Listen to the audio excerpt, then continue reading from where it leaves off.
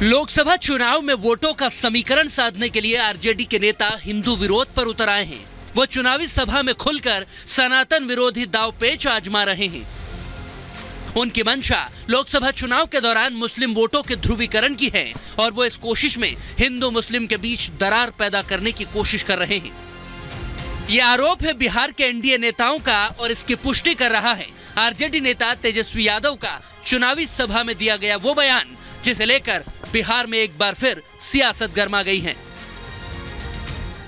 प्रधानमंत्री हमारे सनातन धर्म के, राष्ट्रपति सनातन धर्म के, तीनों सेना के अध्यक्ष सनातन धर्म के, सब मुख्यमंत्री सनातन धर्म के, हर प्रदेश के हर गवर्नर सनातन धर्म के, फिर भी कह रहे सनातन ही खतरे में। कैसे रे भाई?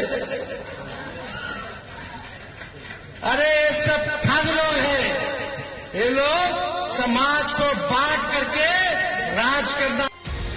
तेजस्वी ने हवाला तो मुद्दों का दिया, लेकिन बीजेपी को घेरने के लिए जिस तरह से उन्होंने सनातन पर सवाल उठाते हुए मुस्लिम वोट बैंक को रिझाने की कोशिश की, वो फौरन पहचान में आ गए, जिसके बाद बीजेपी के नेताओं ने फौरन तेजस्वी यादव के खिलाफ मोर्चा खोल दिया। इस भारत को श्रेष्ठ बनाने में मोदी जी लगे और लालू जी का पूरा परिवार बिहार और देश को लूटने में लगा कि आज सभी माँ भारती का संतान देश के प्रधानमंत्री नरेंद्र मोदी जी की गारंटी पर विश्वास कर रहा है, तो हिंदू और मुस्लिम की बात नहीं हो रही है, बात हो रही है सुचिता का, सुशासन का। ये राजद कांग्रेस के लोग सुचिता सुशासन पर क्यों नहीं बोलते? ये पहली बार नहीं है जब आरजेडी नेताओं ने तुष्टीकरण की राजनीति के जरिए चुनाव में वोटों के ध्रुवीकरण की कोशिश की हो।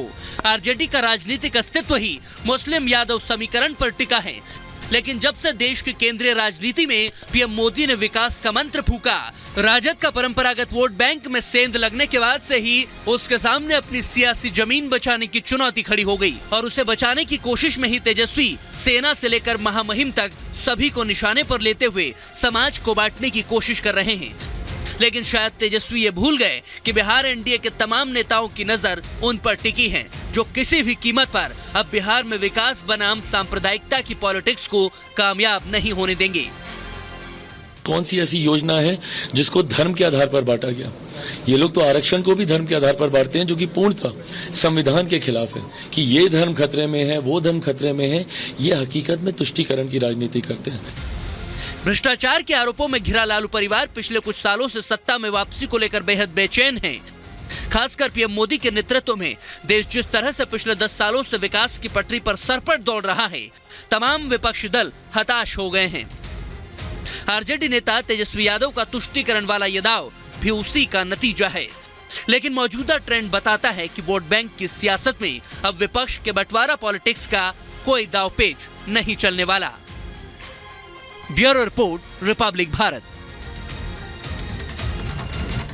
तो 2024 के चुनाव में भी हिंदू मुसलमान और ध्रुवीकरण तुष्टीकरण की राजनीति शुरू हो गई है। टुकड़े टुकड़े सियासत आखिर है क्या, हम आपको बता। राष्ट्रपति पीएम सनातन धर्म के हैं, ये कहते हैं तेजस्वी यादव। तो जवाब विजय सिन्हा देते हैं कि इनकी सोच तो धर्म तक ही सीमित है। आखिर ये धर्म का जिक्र करने की जरूरत क्यों है? तीनों सेनाध्यक्ष सनातन धर्म के हैं, तीनों सेनाध्यक्षों को भी घसीट लिया गया है। विकास पर ये बात नहीं करते, ये सवाल उठाया है विजय सिन्हा ने कि विकास की बात कीजिए। सब सीएम सनातन धर्म के हैं, सारे सीएम सनातन धर्म के हैं, ये तुष्टीकरण की राजनीति करते हैं। जवाब दिया है चिराग पासवान ने सब सीएम पर भी और कह रहे हैं कि सनातन धर्म खत्म में है। तेजस्वी ने सबका नाम गिनाया और ये कहा कि वो कहते हैं कि सनातन धर्म खतरे में है। मोदी राज में सबको योजना का लाभ मिला है। चिराग पासवान ये कहते हैं कि कोई भेदभाव नहीं किया जाता, सबको योजनाओं का लाभ मिलता है। ये समाज को बांट कर राज करना चाहते हैं। तेजस्वी का ये बयान, और धर्म नहीं ये लोग खतरे में है। चिराग पासवान ने कहा कि धर्म किसी का खतरे में नहीं है, बल्कि ये लोग यानी INDIA गठबंधन के लोग खतरे में हैं। और चलिए बात करते हैं यूपी सरकार में मंत्री और बड़ बोले नेता ओपी राजभर। हमेशा सुर्खियों में रहते ओपी राजभर, और अब उनका एक बयान तेजी से वायरल हो रहा है, जिसमें नेताजी बता रहे हैं कि कैसे पहले उनसे पूछा गया और उसके बाद उनको मंत्रालय दे दिया गया। आइए रिपोर्ट के जरिए आपको दिखाते हैं क्या कुछ दावा ओपी राजभर बड़ बोले बयान के जरिए कर रहे हैं।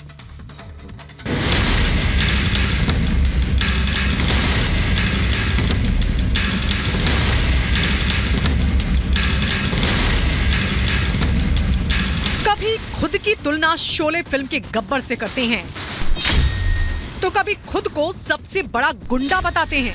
टीवी पर बोलता हूँ कि हमसे बड़ा गुंडा की धरती पर हो, तो कभी अपने गमछे का रौब दिखाने की बात करते हैं। अजीबोगरीब, विवादित और अपने अक्खड़पन को लेकर हमेशा सुर्खियों में रहने वाले ये नेताजी हैं ओम प्रकाश राजभर। सुहेल देव स्वाभिमान पार्टी के राष्ट्रीय अध्यक्ष हैं, यूपी सरकार में कैबिनेट मंत्री हैं, लेकिन ये अपने काम से ज्यादा अपने बयानों को लेकर सुर्खियां बटोरते हैं। जहां जाते हैं अपने बड़बोलेपन से सियासत के ऐसे तार छेड़ बैठते हैं जो विवाद का रूप ले लेता है। नेताजी उस योगी सरकार में मंत्री हैं जहां माफिया और बाहुबलियों का हिसाब हो रहा है। सख्त लॉ एंड ऑर्डर की वजह से माफियाओं की पैंट गीली हो जाती है, लेकिन उसी सरकार में शामिल ओपी राजभर खुद को सबसे बड़ा गुंडा बता रहे हैं। सुनिए कैसे सीना ठोक कर कह रहे हैं, यूपी के बाहुबली उनके पीछे पीछे घूमते हैं। यही ओम प्रकाश राजभर को देखो, बड़े बड़े गुंडा पीछे पीछे घूमते। बोलो, टीवी पर बोलता हूँ, यहाँ नहीं कहूंगा मैं, टीवी पर बोलता हूँ कि हमसे बड़ा गुंडा की धरती पर हो। जेकरे पीछे पीछे ब्रिजेश सिंह घूमत हो, मुख्तार अंसारी, अभय सिंह घूमत हो, राजा भैया, उससे बड़ा गुंडा की धरती पर। पीला झंडा बुलंद किए राजभर कार्यकर्ताओं को अपने विभाग गिना रहे हैं। बता रहे हैं कि भाई उनके पास 2 ऐसे विभाग हैं जो सबसे तगड़े हैं। नेताजी अपनी तारीफों के पुल बांधने में भूल गए कि वो एक संवैधानिक पद पर हैं और जिस तरह की भाषा वो इस्तेमाल कर रहे हैं वो किसी भी नेता के लिए शोभनीय नहीं है। तो आप जान लो कि ओम प्रकाश राजभर पंचायती राज मंत्री है। अकलमंद इशारा काफी है और नहीं कहूंगा। और दूसरा विभाग अल्पसंख्यक कल्याण, वक्फ बोर्ड और हज विभाग है ना, वो बहुत तगड़ा है। 20% आबादी है, वो में खुशी है। अपने से कार्यालय जाके कह रहे हैं कि नेताजी छोड़ी पर हम लोग वोट देंगे।